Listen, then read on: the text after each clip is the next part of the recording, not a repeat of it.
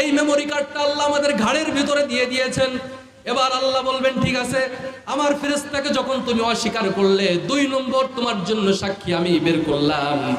ইলসামনাহু তাইরাহু ফি উনুকি ওয়া নুখরিজু লাহু ইয়াওমাল কিয়ামাতি কিতাবান ইয়ালকাহু মানসুরা। ঘাড়ের ভিতর থেকে তার চিপটা বের করা হবে, বের করে সেটাকে প্রিন্ট আউট করে বান্দার হাতে দেওয়া হবে। দেখো এইখানে সব কিছুই লেখা আছে, ঘাড়ের ভিতরে এটা তো অটো রেকর্ড হয়েছে, এটাকে তো তুমি অস্বীকার করতে পারবে না।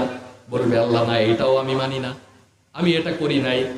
বলবে ঠিক আছে, এইটাও যখন তুমি মানো নাই, তোমার জন্য আরো আরেক ধাপ সাক্ষী আছে। সেটা কি?